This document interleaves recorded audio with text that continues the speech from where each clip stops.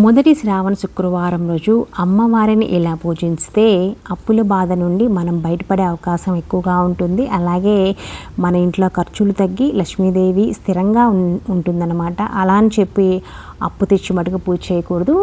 శుక్రవారం రోజు ఐశ్వర్య దీపం అంటే ఉప్పు దీపం ఏర్పాటు చేసుకోండి కుదిరిన వాళ్ళు. దీనివలన మనకి ఆర్థిక సమస్యలు తొలగే అవకాశం ఎక్కువగా ఉంటుంది. అలాగే అమ్మవారి విగ్రహానికి కానీ ఫోటో కానీ యాలకుల మాల వేస్తే అప్పుల బాధ క్రమంగా తీరే అవకాశం ఎక్కువ. యాలకుల మాల అనేది 9, 11, 21 మాలగా కూర్చుకొని వేయాలి. లేకపోతే 1-3 యాలకులైనా అమ్మవారి విగ్రహం దగ్గర కానీ ఫోటో దగ్గర కానీ పెట్టండి.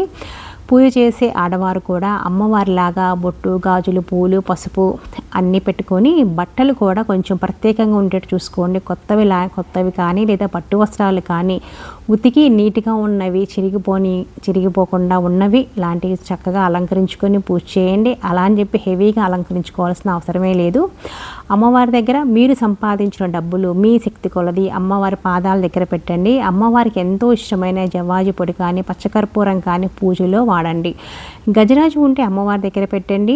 అమ్మవారి పాల సముద్రం నుంచి బయటికి రాగానే ఈ గజరాజులు అమ్మవారికి అభిషేకం చేశాయి. అందుకే లక్ష్మీదేవి పూజలో గజరాజు ఉంటే పెట్టుకోండి. ఒకవేళ లేకపోతే లక్ష్మీదేవి పక్కన వినాయకుని పెట్టుకున్నా సరిపోతుందన్నమాట.